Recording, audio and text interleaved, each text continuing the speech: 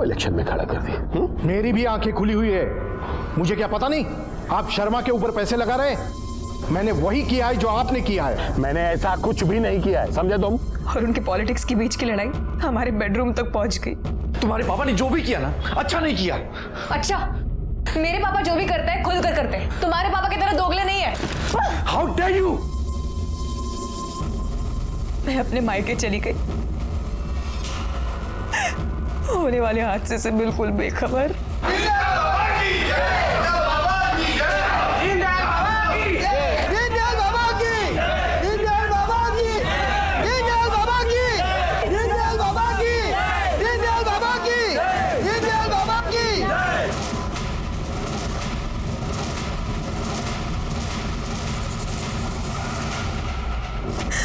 मैं जानती थी मेरे ससुर ने मेरे पापा को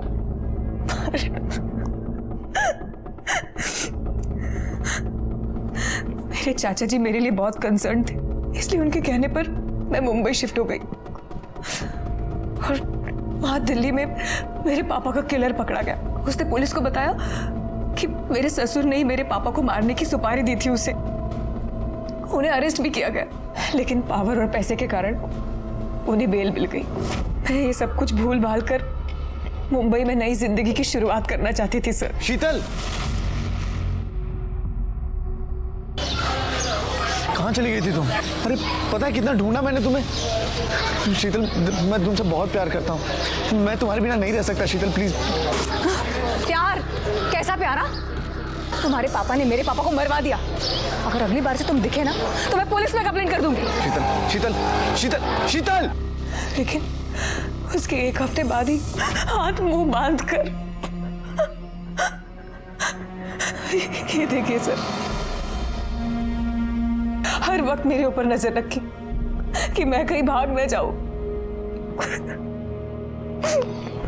उन्होंने आपके साथ और कुछ किया? मतलब योगेश ने रेप करने की कोशिश वगैरह कुछ? नहीं, रेप नहीं, लेकिन योगेश ने उससे भी घिनौना काम किया है।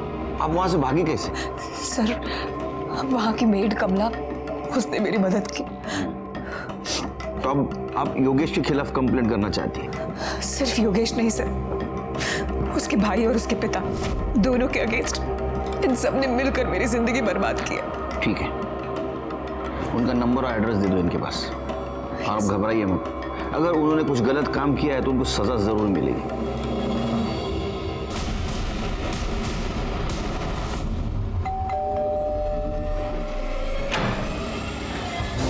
जी सर। शीतल, आपकी वाइफ, उसके बारे में पूछताछ करनी है आपसे। कुछ पता चला क्या उसका? सर पता नहीं कहाँ चली गई वो बिना किसी को कुछ बताए। We are so worried sir. कहाँ है वो, कैसी है वो? अरे हमें सवाल पूछने दो आपसे, आप ही पूछे जा रहे हो। हाँ, पहले हमारे सवाल के जवाब, उसके बाद में तुम्हारे। चले? क्या बकवास है सर? प्रोस्टिट्यूट? सर मैं किसी ऐसे वैसे आदमी का बेटा नहीं हूँ सर। मेरे पिताजी बहुत बड़े ज्योतिषाचार्य हैं, साधना की है उन्होंने। और ऐसे महान आदमी का बेटा होके किसी प्रोस्टिट्यूट को घर में लाने की बात तो छोड़िए, उसके पास जाने के लिए भी नहीं सोच सकता। शीतल क्यों झूठ बोलेगी? सर मुझे नहीं पता उसने ऐसा क्यों कहा। शीतल को ढूंढने के लिए मैं, पापा और मेरे कजिन मुंबई शिफ्ट हो गए और वो मिली भी। शीतल, तुम कहाँ चली गई थी? तुम्हें पता है कितना ढूंढा मैंने तुम्हें। शीतल, मैं तुमसे बहुत प्यार करता हूँ, तुम्हारे जाने के बाद रियलाइज हुआ मुझे। शीतल, मैं तुम्हारे बिना नहीं जी सकता, मैं तुमसे बहुत प्यार करता हूँ। शीतल प्लीज वापस आ जाओ। प्यार? कैसा प्यार? तुम्हारे पापा ने मेरे पापा को मरवा दिया।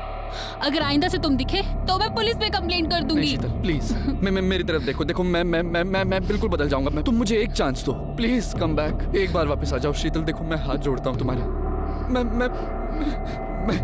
प्लीज मान जाओ, प्लीज वापस आ जाओ, प्लीज। ठीक है। उसने मुझे माफ कर दिया और 3 महीने पहले हम यहाँ शिफ्ट हो गए। पर एक दिन वो अचानक से गायब हो गई। सर मैं सच कहूँ तो इन सब के पीछे उसके चाचा ब्रिजमोहन का हाथ है। बहुत ही घटिया आदमी है सर, भड़काता था शीतल को। सर उसने तो हमारे ऊपर जानलेवा हमला भी किया।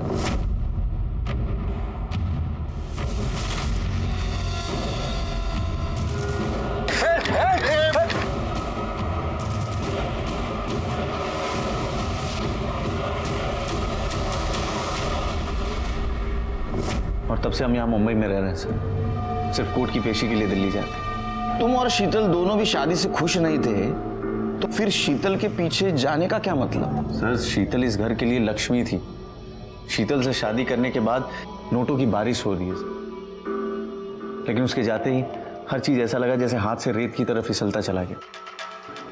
पापा ने कहा कि शीतल के दम पे तू आगे बढ़ेगा, और सर मेरे पापा की कही हुई कोई भी बात गलत नहीं होती। सर अगर आपको कभी प्रॉब्लम हो ना, आप मेरे पापा से मिलो, उनके पास हर समस्या का समाधान है। अच्छा, एक केस सुनाता हूं तुमको मैं। 20 साल का लड़का गायब हो गया था, तो ज्योतिष ने बताया कि वो पूरब की तरफ मंदिर में मिलेगा। मुझे क्लू मिला, उसको ढूंढ के लाया। कहाँ से पता है? पश्चिम दिशा से बार में मिला। तो लोग है ना, उनके समस्या का समाधान ढूंढने के लिए हमारे पास आते। हमें किधर जाने की जरूरत नहीं, समझे? कहीं ऐसा तो नहीं आपके घर की लक्ष्मी, पैसों की बारिश रुक न जाए इसलिए आपने शीतल को कैद करके रखा? ऐसा कुछ नहीं है सर, ऐसा कुछ भी नहीं है। शीतल यहाँ अपनी मर्जी से रह रही थी। सर मैं आपको बता रहा हूँ, there is some kind of misunderstanding. आप मुझे बताइए शीतल कहाँ है, मैं उसे मना करके लाऊंगा सर वापस। प्लीज बताइए सर, कहाँ है वो? क्या लगता है सर आपको? दोनों बहुत कॉन्फिडेंट है शिरके। ऐसा लगता है दोनों सच बोल रहे हैं। लेकिन सर पता कैसे करेंगे कि कौन सच बोल रहा है और कौन झूठ? कोई तो होगा जो हमें सच बताएगा। वहां की मेड कमला, उसने मेरी मदद की। अरे उसकी मेड कमला? साहब मैंने कुछ गलत काम नहीं किया साहब, मेरे को जाने दो। अरे हमने कहा आपने कुछ गलत किया है? हा? जो कुछ भी सच है बता दो। उस घर में मैं 15 दिन से काम कर रही थी साहब। वहाँ एक रूम था साहब, वहाँ मेरे को जाने को ही नहीं देते थे। ओ योगेश सर हमेशा मना करते थे, और उस रूम से किसी की आवाज आती थी साहब, मैंने सुनी कई बार।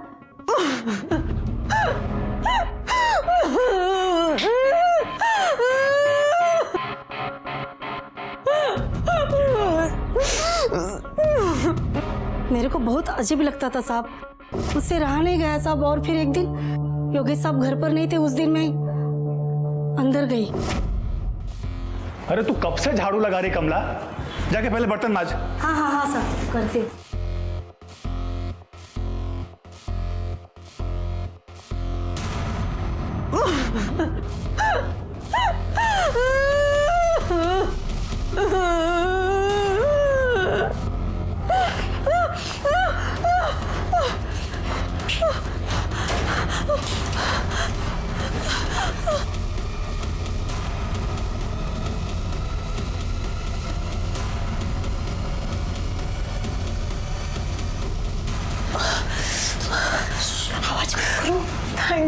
थैंक यू कमला, मैं तुम्हारा ये एहसान कभी नहीं भूलूंगी। फिर अपना काम करके वहां से निकल गई साहब मैं। अगले दिन योगेश साहब मेरे पर बहुत गुस्सा किए, बहुत चिल्लम चिल्ली की मेरे पर, लेकिन मैंने ऐसा जताया कि कुछ हुआ ही नहीं है, मुझे कुछ पता ही नहीं है साहब। बस यही हुआ था साहब उस दिन। ठीक है, जाओ। इस कमला की माँ ने तो शीतल सच बोल रही थी, योगेश क्यों झूठ बोलेगा?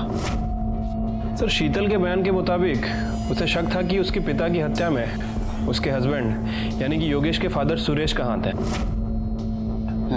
कहीं ऐसा तो नहीं कि शीतल कमला के साथ मिलकर योगेश और सुरेश इन दोनों को फंसाने की कोशिश कर रही हो? मुझे भी यही डाउट आ रहा है कि शीतल अपने पिता के मौत का बदला ले रही है। एक काम करो, इस कमला की नब्ज चेक करो, सबके हार्ट रेट पता चल जाएंगे। सर हमारा शक सही निकला। शीतल ने योगेश के घर से निकलने के 3 दिन बाद कमला के अकाउंट में तकरीबन 50,000 रुपए जमा किए थे। अच्छा? हाँ सर, और एक और इम्पोर्टेंट बात, खबरी ने बताया कि कमला ने किसी तरह का लोन ले रखा था, वो लोन की रकम उसने इन्हीं पैसों से चुकाई है। बुलाओ शीतल और कमला को, अब देखते हैं नई क्या कहानी सुनाते हैं। ठीक है सर। अरे मेरी चाय। अरे ये ठंडी हो गई सर, दूसरी भेजता हूँ। अरे शिरके, इसको कोई और पगार दे रहा है शायद। तो हमें झूठी कहानी सुनाने के लिए शीतल जी ने तुमको 50,000 रुपए दिए थे और इसलिए तुमने योगेश पे शक डाला। साहब मैंने शीतल मैडम से पैसे लिए उस सावकार को देने के लिए, मैं खोटं नाही बोलत आहे साहेब। नहीं, तुम्ही खोटं बोललाच नाही, तुम्हाला खोटं बोलवलं गेलं। करेक्ट? सर आप गलत समझ रहे हैं। सर वहां से निकलने के लिए कमला ने ही मेरी मदद की थी। एटलीस्ट मैं इसके लिए इतना तो कर सकती थी ना। मैंने चाचा जी से पैसे लिए और इसे दे दिया, और इसमें छुपाने जैसा कुछ भी नहीं था। मैंने इसे बैंक से ट्रांसफर किए थे। लेकिन आपके पति का तो कुछ और कहना है। उनका कहना ऐसा है कि आप आपके मर्जी से वहां रह रही थी उनके साथ, और वो भी यही चाहते थे कि तुम्हारी मैरिड लाइफ पहले जैसी हो, स्मूथ।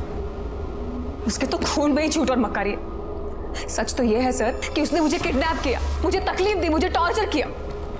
साहब मैं बिल्कुल सच बोल रही हूँ साहब, मेरे को ना इस लफड़े में ही नहीं पड़ने का है, मेरे को जाने दो ना साहब।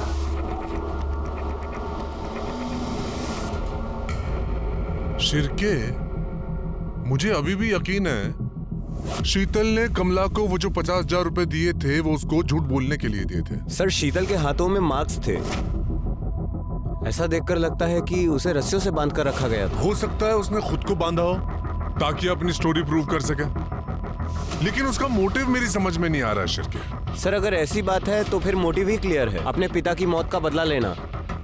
हाँ वो भी है, लेकिन इतने महीने बाद क्यों? अगर बदला लेना होता तो पहले लेती। सर ये जो औरत है ना शीतल, मला उठे ना इलामी को तेतरी पहले तो मैंने जूना रिकॉर्ड चेक किया तो उसमें ऐसा पता चला कि शीतल के बारे में किसी ने दिशा उपाध्याय के नाम से मिसिंग कंप्लेंट की थी। देखिए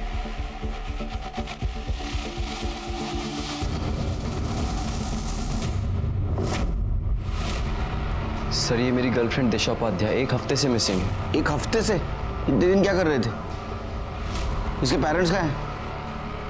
कहीं तुमने तो कुछ किया नहीं ना? अरे नहीं सर, कैसी बात कर रहे हैं?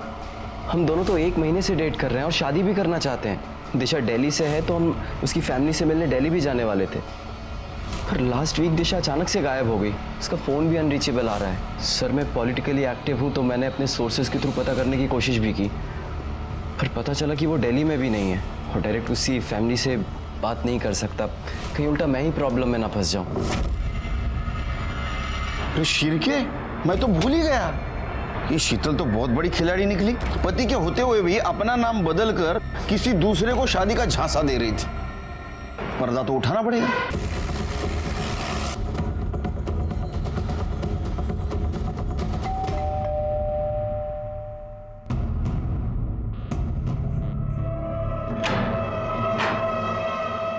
नमस्कार, दिशा उपाध्याय? नहीं, शीतल श्रीवास्तव। अच्छा, मैं किससे बात कर सकता हूँ, दिशा से या शीतल से? मैं अंदर आ सकता हूँ? Thank you. आओ शिर्के। दिशा कौन है? साहब, आपने कंप्लेंट लिखवाई थी ना दिशा के मिसिंग की, लेकिन दिशा तो मिसिंग हुई नहीं थी। अरे सर, यही तो है दिशा। तो वही बोल रहा हूँ, दिशा ये है, ये मिसिंग थी ही नहीं, ये अपने पति के घर में ही रह रही थी, शीतल श्रीवास्तव नाम से। कुछ भी बोले जा रहे हैं आप बोलेंगे क्या सच है? दिशा, ये अगर तुमने एक बार भी बोल दिया होता ना कि ये सब झूठ है तो मैं तुम्हारे इस झूठ को भी सच मान लेता। मंदार, अब तो बताइए सच क्या है? सर मैंने मंदार से झूठ बोला, लेकिन मैं शीतल से दिशा किसी को धोखा देने के लिए नहीं बनी थी। वो मेरे अंकल ने कहा था मुझसे कि तुम नाम बदल दो ताकि योगेश मुझे ढूंढ ना सके। मैं मंदार से बहुत प्यार करती हूँ। सब कुछ खत्म हो गया, सब कुछ। Thanks to you. शीतल और योगेश का यह उलझा हुआ केस खत्म हो चुका था, क्योंकि ना तो शीतल योगेश के खिलाफ कुछ सबूत दे पा रही थी, ना तो हमारे इन्वेस्टिगेशन में कुछ मिल रहा था, और वैसे भी शीतल का कैरेक्टर थोड़ा सा डाउटफुल ही था। इसलिए हमें लगा कि अब ये केस खत्म हो चुका है, लेकिन इस केस का अंत इतना भयानक होगा ये हमने भी नहीं सोचा था। फिर के फायर यहां से हुआ, 1, 2, तीसरा फायर इधर, यहां लग के राहुल को लगे। सर, यहाँ कुछ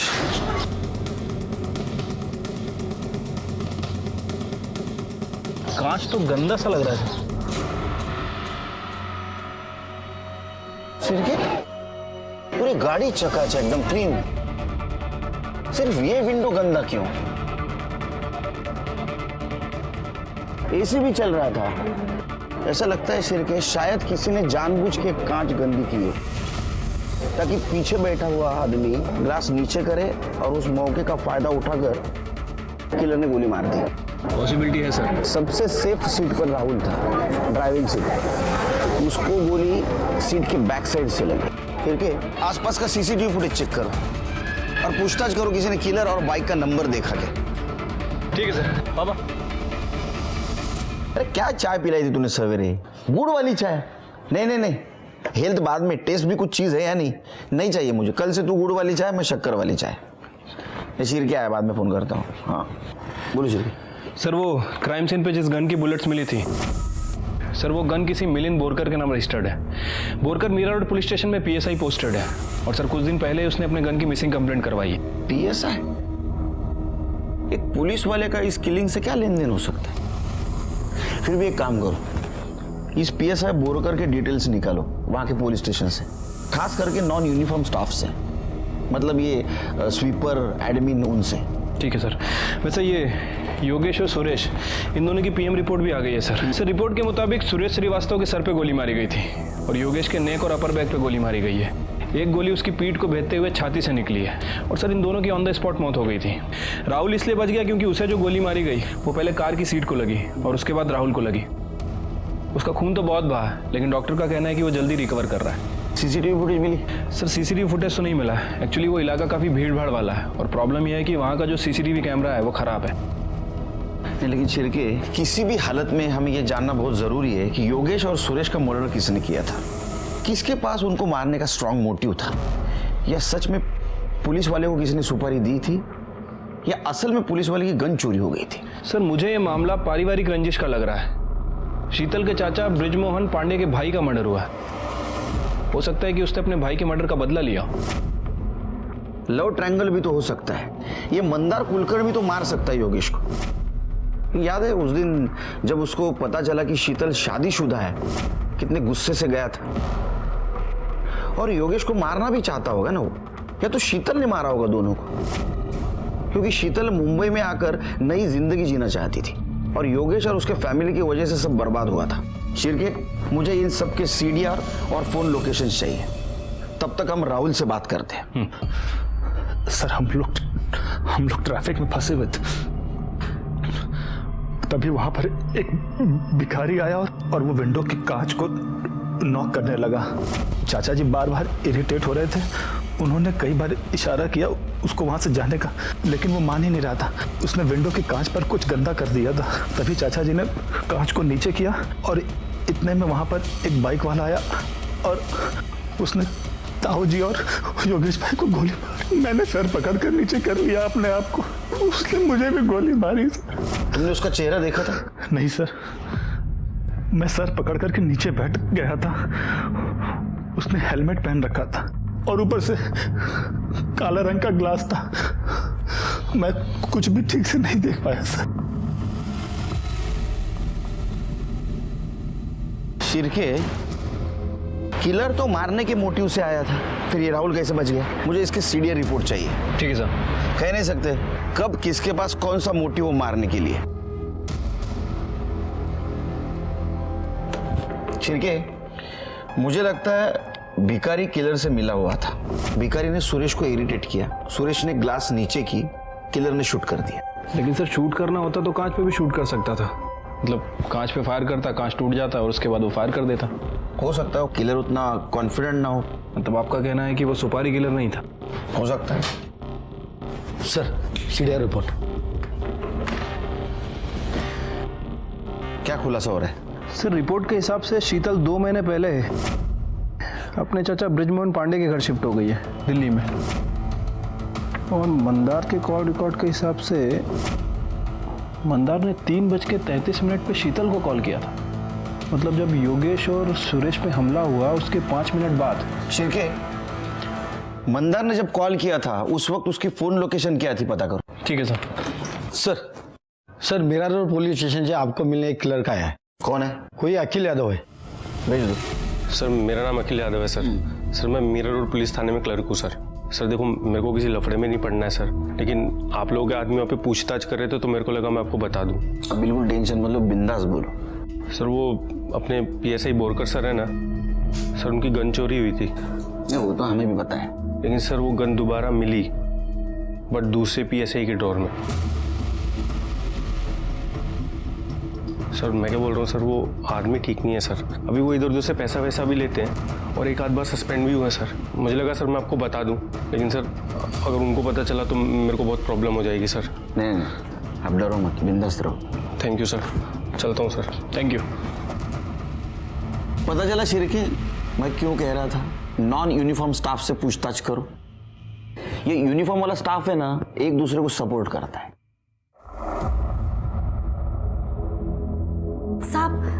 साहेब मला काहीतरी सांगायचंय तुम्हाला। बोला। इन लोगों का खून होने से पहले ना, 1 हफ्ते पहले की बात है, कोई घर पर आया था साहब। Side side. अरे अरे बाइक अंदर ले, दरवाजा बंद कर। अरे कौन है भाई? अरे घर में कैसे घुस गए? अरे बाहर निकलो आप लोग। अरे ये क्या कर रहे? अरे क्या बदतमीजी है ये? हाय, मेरा नाम मंदार कुलकर्णी। शीतल और मैं शादी कर रहे हैं। ये रहे तेरे डिवोर्स के पेपर्स।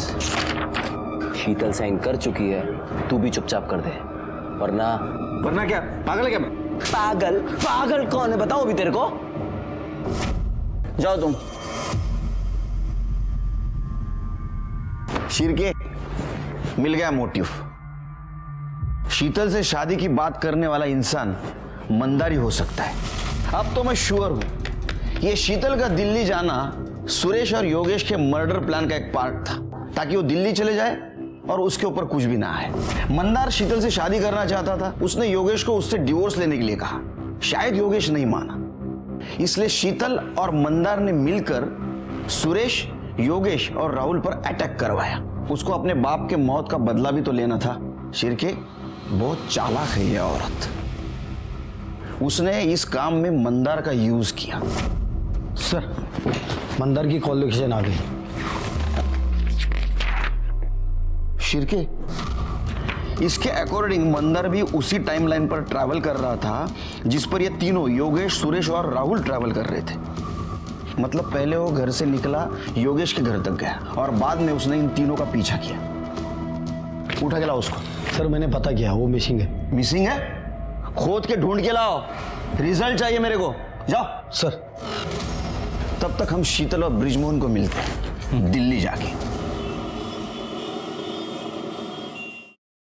बैठिए इंस्पेक्टर साहब, बैठिए। बताइए कैसे तशरीफ लाना हुआ। वैसे आपको आपकी जानकारी के लिए बता दूं, इस मामले में यहाँ की लोकल पुलिस कई बार हमसे पूछताछ कर चुकी है और हर बार मैंने यही कहा है कि हमारा इस सबसे कोई लेना देना नहीं है। क्यों खुराना? लोग थक गए होंगे, क्या लेंगे, ठंडा या गर्म? कुछ सवालों के जवाब। क्या आपने पहले कोशिश की थी सुरेश और योगेश को मारने की? थी। क्या है इंस्पेक्टर साहब कि साधु आदमी हूं लेकिन हूं तो इंसान ही ना। अब मेरे भाई का मर्डर होगा तो खून तो खौलेगा। मेरा भी खौला था। सुपारी दी थी मैंने मारने की, मगर मेरे भगवान ने मुझे ये पाप करने से बचा लिया। वो शूटर, उसकी बंदूक एन मौके पे जाम हो गई थी। आपकी इस बात पे यकीन क्यों करें हम? मत कीजिए, आप सबूत ढूंढिए इंस्पेक्टर साहब मेरे खिलाफ और उठाकर जेल में बंद कर दीजिए। ये इन लोगों को दिल्ली वाले पुलिस पर यकीन नहीं है क्या, जो यहाँ पूछताछ करने चले आ गए? यकीन तो करना सिखाया नहीं हमें। चलो आपसे सवाल पूछता हूं, आपने योगेश और सुरेश को मारने की कोशिश की? क्योंकि आपके पास तो मोटिव था। हाँ, मोटिव था, पर मेरा भी जवाब वही है। आपके पास सबूत है क्या? देखिए, लॉ मैंने भी पढ़ी है। आपके पास मेरे और चाचा जी के खिलाफ एक भी सबूत नहीं है। सबूत नहीं भी है और है भी। चलो एक बात बताइए, मर्डर होने के 5 मिनट बाद मंदार ने आपको क्यों कॉल किया था? वो भी उसी जगह से जहां मर्डर हुआ था। मंदार ने मर्डर किया या किसी शूटर से करवाया, या शूटर आपने भेजा? देखिए मैंने ऐसा कुछ नहीं किया और ना ही मंदार ने। हाँ उसने मुझे फोन किया था लेकिन उस वक्त वो वहां था ये मुझे नहीं पता है। देखिए इंस्पेक्टर साहब, बात को समझने की कोशिश कीजिए। इस सब से ना तो मेरा ना इसका कोई लेना देना नहीं। वो तो हम पता कर लेंगे। अब इतना सब कुछ पता किया है, आप दिल्ली छोड़ के नहीं जा सकते बाहर। चलो शिरकी। खुराना। Yes sir. ये शीतल पे नजर रखना, बहुत चालाक औरत है। ठीक है सर। वो राहुल की कॉल डिटेल्स आ गई हैं सर। डिटेल्स के हिसाब से राहुल दिल्ली में किसी सक्षम के टच में था और सर मर्डर के आधे घंटे पहले इन दोनों ने आपस में बात भी की थी। इंटरेस्टिंग। अच्छा हुआ शिरके, हम लोगों ने राहुल को क्लीन चिट नहीं दी थी। मुझे तो पहले से उसके ऊपर डाउट था। खुराना। Yes sir. सक्षम से मिलते हैं। हाँ सर, राहुल और मैं बचपन से दोस्त हैं। हम लोग स्कूल में भी साथ थे। बड़ा अच्छा लड़का है सर वो। तो तुम्हारा कहना है कि वो अपने ताऊ और भाई को नहीं मार सकता? जी सर, मतलब नहीं मार सकता सर वो। देखो उसके बारे में जो एक कैरेक्टर सर्टिफिकेट दे रहे हो ना, तुम्हें प्रॉब्लम में ला सकता है। इसलिए जो कुछ भी हो सच सच बता दो।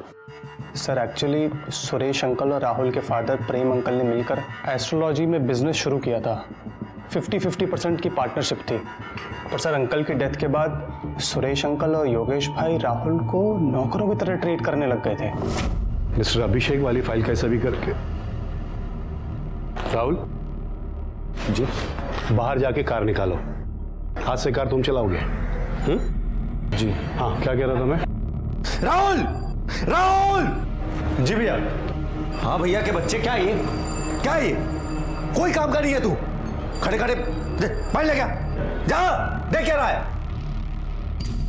सर राहुल बहुत परेशान रहने लगा था और 1 महीने पहले जब वो दिल्ली आया था तो तेरे ताऊजी और भाई ऐसे ट्रीट करते हैं तुझे, तो कुछ कहता क्यों नहीं है? अरे क्या बोलूं यार, मेरे परिवार वाले हैं वो दोनों। और वैसे भी जो इंसान गलत करता है ना, उसको उसका बदला इसी जन्म में मिलता है। सर राहुल बहुत अच्छा लड़का है सर। तो हम पता कर लेंगे वो कैसा है। मैं आखिर क्या बोलता सर, जैसे भी थे वही मेरी फैमिली थे। तुम्हें गुस्सा नहीं आता कभी? सर आता था, लेकिन मैं क्या कर लेता। नहीं, अक्सर आदमी गुस्से में गलत कदम उठा देता है। ऐसा भी तो हो सकता है तुमने किसी अपने दोस्त को या सुपारी किलर को बोला हो तुम्हें गोली मारने के लिए, ताकि किसी को तुम पे शक ना आए। नहीं सर, सर मेरा एक ही दोस्त है सक्षम, और वो ऐसा कभी नहीं करेगा। और वैसे भी योगेश भैया और ताऊ जी के अलावा इस दुनिया में मेरा था ही कौन? सच में कोई नहीं है? एक बुआ थी, लेकिन पता नहीं कहाँ है। मेरे पैदा होने से पहले ही वो पता नहीं किसी दूसरे जाति के आदमी के साथ भाग गई थी। Sad story. लेकिन इस केस में तुम हमारे सस्पेक्ट हो, इसलिए जब तक इस केस की इन्वेस्टिगेशन चल रही है तुम शहर छोड़ के नहीं जा सकते। Take care.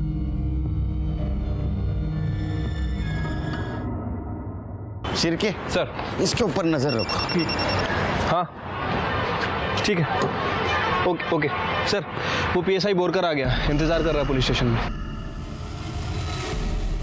सर मेरा यकीन मानिए, मुझे नहीं पता मेरी गन कैसे गायब हो गई और कुछ दिन बाद दूसरे PSI प्रकाश माने के ड्रॉवर में कैसे मिली। सर तुम्हारे ऊपर केस चल रही है, हाँ इंक्वायरी चल रही है, तुम्हारे ऊपर यकीन कैसे करूं मैं? इंक्वायरी चल रही है सर, अब तक कुछ साबित नहीं हुआ। प्लीज सर, मैंने कुछ नहीं किया। तुम्हारी गन कैसे गायब हो गई? पता नहीं सर, मैंने गन ड्रॉवर में रखी थी और मैं टॉयलेट गया। जब वापस आए तो गन वहां पे नहीं थी और कुछ दिन बाद दूसरे PSI प्रकाश माने उनके ड्रॉवर में मिली। सर हमारे सीनियर्स प्रकाश माने से पूछताछ कर रहे हैं, लेकिन उसे भी कुछ नहीं पता। आप चाहे तो प्रकाश माने की इंक्वायरी कर सकते हो। नहीं, वो हम देखेंगे क्या करना है क्या नहीं। तुम्हारी गन गायब हो गई, दूसरे दिन कहाँ थे तुम? सर गन गायब होने की वजह से मुझे सस्पेंड कर दिया था। मेरा मूड बहुत खराब था, इसलिए मैं घर पे ही था। अरे शिरके, ये PSI बोरकर है ना, ये बिल्डरों को फोन करता था पैसों के लिए। छोटे मोटे बहुत कांड किए इसने, लेकिन अभी क्या पैसों के लिए इसने सुपारी किलिंग भी शुरू कर दी है क्या? लेकिन सर कोई पुलिस वाला सुपारी के लिए अपनी गन क्यों यूज करेगा? प्लान तो किया था उसने। देखो गन चोरी हो गई, कंप्लेंट की, सस्पेंड हुआ, मोबाइल घर पे रखा, बाद में गन ली और ये कांड किया। सर अभी अभी मंदार का फोन दहशत में आना हुआ है।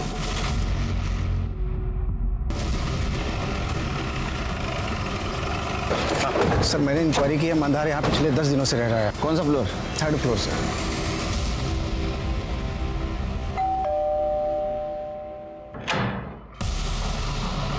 क्या है साहब? दूध वाला।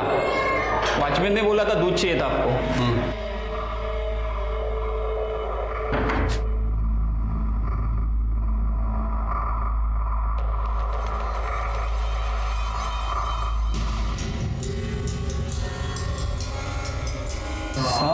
हम भी चाय पियेंगे। तेरे को पता है 4 चम्मच शक्कर वाली चाय दिमाग की बत्ती जलाए। वो साहब मैं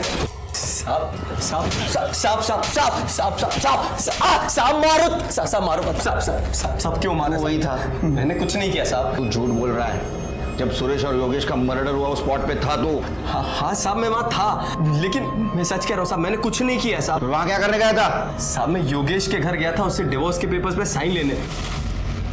जब मैं वहाँ पहुंचा तो वॉचमैन ने कहा कि वो लोग एयरपोर्ट के लिए निकल गए अभी, तो मैंने उनकी कार का पीछा किया बस साहब, और कुछ नहीं।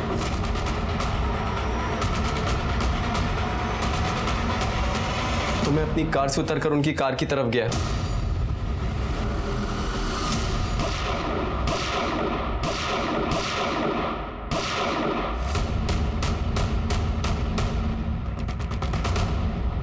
साहब मुझे पता था आप लोग मुझे ट्रैक कर लोगे, इसलिए मैं डर गया था और यहाँ छुपा हुआ था।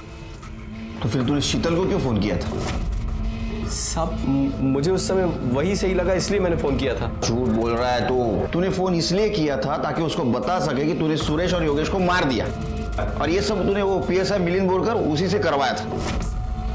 मिलिंद बोरकर? साहब मैं किसी मिलिंद बोरकर को नहीं जानता हूँ। नहीं जानता? मैं सच कह रहा हूँ साहब। तो पुलिस स्टेशन में चल, सब याद आएगा। मंदार को हमने अरेस्ट कर लिया था, लेकिन उसके खिलाफ हमारे पास कोई ठोस सबूत नहीं था। जो भी था वो सर्कमस्टेंशियल था, और मंदार और PSI बोरकर के बीच में भी कोई संबंध नहीं दिख रहा था। मंदार का कहना यह था कि किलर और भिखारी मिले हुए थे, क्योंकि वो भिखारी उसके साथ बाइक पे आया था। इसलिए हमने सारे भिखारियों की पूछताछ की, लेकिन हमें कुछ नहीं मिला।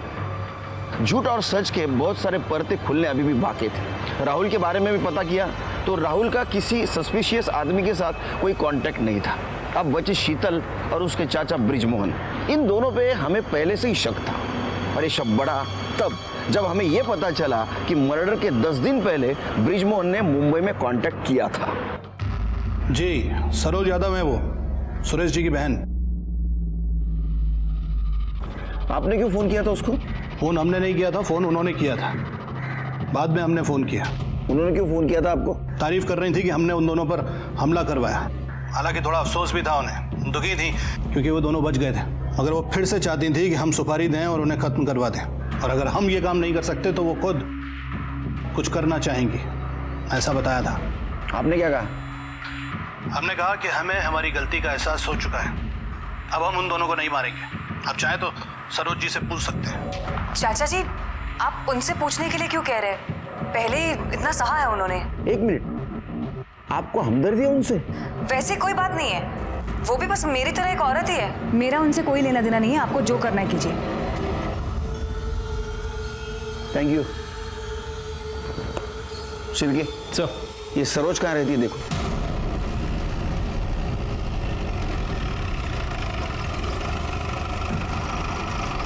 हाँ, मैं सुरेश को मरवाना चाहती थी। 25 साल पहले उन्होंने आपकी शादी को मना किया था, लेकिन उसका गुस्सा अभी भी आपके मन में है। क्योंकि मैं उनकी अकेली बहन थी। प्रेम और सुरेश ने सब कुछ मेरा छीन लिया। वो लोग महल में रहते हैं, मुझे देखो मैं कहाँ रहती हूँ। 5 साल पहले मेरे पति का निधन हो गया। प्रेम तो अपनी मौत मर गया, लेकिन सुरेश को मैं मरवाना चाहती थी। आपने किलर को कांटेक्ट कैसे किया? मेरे पास इतने पैसे कहाँ कि मैं किसी को सुपारी दे सकूं। फिर मैंने अपना मन बदल लिया, क्योंकि मेरे पास तो जहर खाने के भी पैसे नहीं। आपकी अगर ये हालत है तो आपका गुजारा कैसा होता है? मेरे पति की सरकारी नौकरी थी। मेरे पति के मरने के बाद वो नौकरी मेरे बेटे को मिल गई, बस उसी से हमारा गुजारा होता है। लेकिन सच कहूं साहब, जिस किसी ने भी उसको मारा है ना, इस माँ के दिल से उसके लिए दुआएं निकलती है।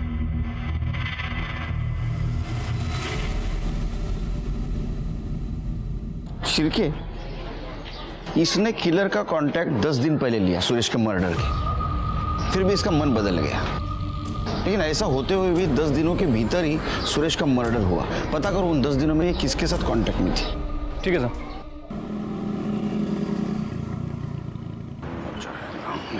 सर। सरोज के कॉल डिटेल्स।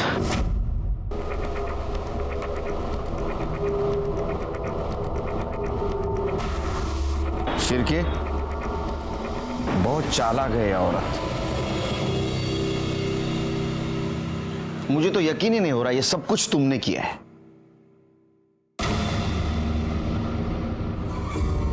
हमें तो पता ही नहीं था तुम सरोज के बेटे हो। तुम्हारे बाबा मरने के बाद तुम्हें सरकारी नौकरी मिली थी। तुमने क्या किया? तुमने अपनी मां सरोज यादव का बदला लेने के लिए गन चुराई और सुरेश और योगेश को मार दिया। बराबर है ना? जी, यही हुआ था, लेकिन वो इसी के लायक थे। लेकिन मैंने अपनी मां की इच्छा पूरी की। जब मुझे पता चला कि पीएसआई बोरकर पे ऑलरेडी बहुत सारे चार्जेस थे, तो मैंने उसकी गन चुरा ली ताकि सारा शक उस पर जाए। मैंने सुरेश मामा और योगेश के ऊपर शुरू से नजर रखी थी। उनके घर से निकलने तक मैं उनके पीछे था। भिखारी को 500 रुपए दे के रखे थे ताकि उन्हें परेशान कर सके।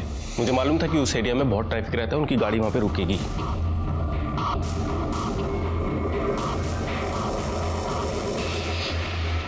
मुझे अफसोस इस बात का है कि मैंने सिर्फ 5 गोलियां मारी। 6ठी गोली मारी होती ना तो राहुल भी मर चुका होता। उसके बाप ने भी मेरी माँ के साथ अच्छा नहीं किया। मेरी माँ का गुनहगार था वो। रात को मीरा रोड वापस आया, रात तक काम करने का नाटक किया और वो गन दूसरे पीएसआई के ड्रॉर में रख दी। और जब आप लोग गन की इंक्वायरी कर रहे थे तो मैं आपके पास आया ताकि मैं ये सब उस बोरकर पर डाल सकूं। एक बात समझ में नहीं आ रही, तुमने भिखारी को पैसे क्यों दिए कांच नीचे करने के लिए? तुम कांच में से भी गोली मार सकते थे ना। लेकिन मैं कोई मौका नहीं गंवाना चाहता था कि मैं उसको छोड़ दूं, वो बच जाए। मैं चाहता था कि मैं उसको तब मारूं जब मैं उसकी आंखों में वो डर देखूं। ये सोचा है अब तुम्हारी माँ कैसे जिंदा रहेगी तुम्हारे बिना? तुम्हारा फ्यूचर गया भी अंधेरे में। हाँ, अब जेल में सड़ोगे। करड़े घेऊन चला चलो।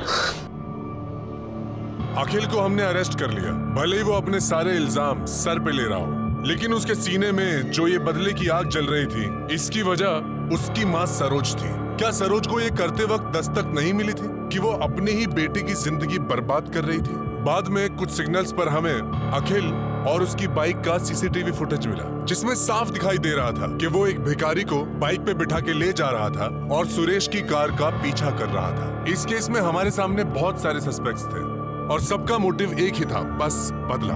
कुछ गलत होने पर बदले की भावना मन में आना स्वाभाविक है, लेकिन हक की लड़ाई अगर कानून के दायरे में रहकर की जाए तो अच्छी बात होती है। इसी के साथ मैं सीनियर इंस्पेक्टर सुनील केलकर आप सबसे विदा लेता हूँ। फिर मिलेंगे अगले एपिसोड में। तब तक के लिए सतर्क रहिए, देखते रहिए क्राइम पेट्रोल 10 तक। मकसद बताना नहीं, बचाना है।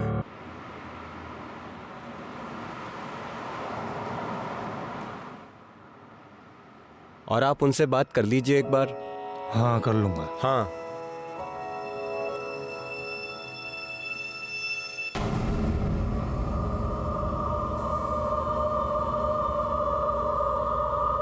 साहब कुछ खाने को दो ना साहब दो ना साहब बहुत भूख लगी है। भगवान आपका भला करेगा साहब सुबह से कुछ खाए नहीं है साहब। अरे क्या कर रही है?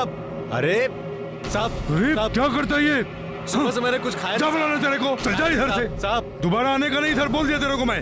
Hello police.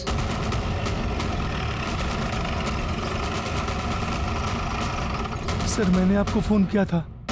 चल बाजू हटो, चलो तमाशा है क्या? चलो पीछे, चलो मूव पीछे, चलो हटो पीछे, चलो। ये आदमी जिंदा है। एम्बुलेंस बुलाओ। मैं एम्बुलेंस को फोन कर दिया सर।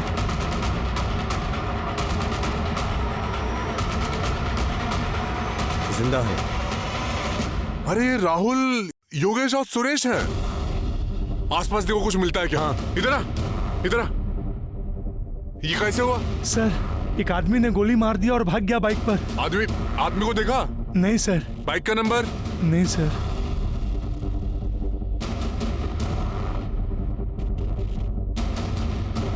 ये बुलेट के शेल्स मिले हैं।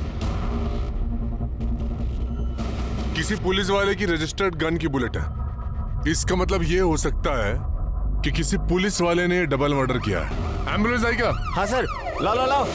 चलो चलो लाओ जल्दी, चलो फटाक से जल्दी।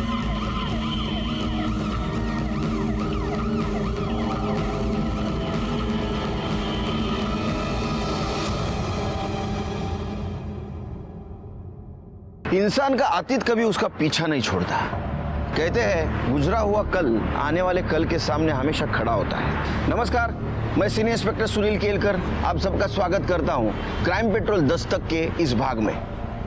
जब मेरी पोस्टिंग मुंबई के बोरीवली पुलिस स्टेशन में थी, उस वक्त मेरे सामने एक केस आया था। इस केस में अतीत और आज के तार इतने उलझे हुए थे कि कातिल कौन है ये ढूंढना बहुत मुश्किल जा रहा था।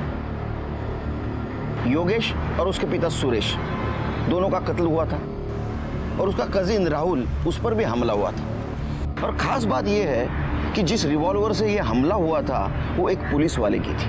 क्या ये सुपारी किलिंग थी या किसी की जाति दुश्मनी का यह अंजाम था? आइए देखते हैं ये केस क्या था जो मुंबई से शुरू होकर दिल्ली तक जा पहुंचा था। ये केस शुरू हुआ नवंबर 2017 में, जब एक औरत हमारे पास एक कंप्लेंट लेके आई थी।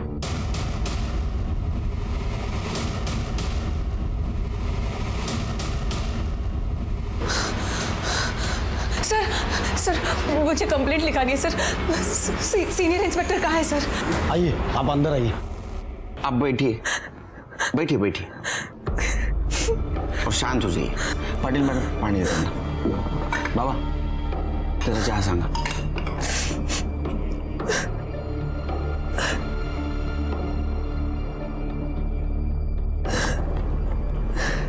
बोलिए। सर मुझे बहुत डर लग रहा है। सर उसने मुझे किडनैप करके 3 महीने अपने घर में बंद रखा। सर बहुत मुश्किल से निकली हूं मैं आज। किसने किया ये? सर मेरे पति योगेश, हमारा सेपरेशन हो चुका है। लेकिन आपके पति ये सब क्यों करेंगे? सर बहुत लंबी कहानी है। नहीं बताइए आप।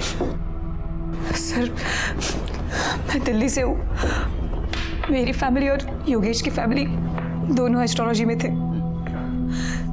उस वजह से थोड़ा कंपटीशन दोनों के बीच में रहता था। जितने लोग मेरे पापा दीनदयाल पांडे और छोटे चाचा ब्रिजमोहन पांडे को मानते थे, उतने ही लोग योगेश के फादर सुरेश श्रीवास्तव को भी मानते थे। हमारी फैमिलीज में प्रॉब्लम्स तब और ज्यादा बढ़ गई जब दोनों ही फैमिलीज वहाँ के लोकल पॉलिटिक्स और इलेक्शन में इन्वॉल्व हो गए। योगेश कॉलेज में मेरा सीनियर था, पता ही नहीं चला कब एक दूसरे से प्यार हो गया और हमारी फैमिलीज हमारे शादी के अगेंस्ट थी।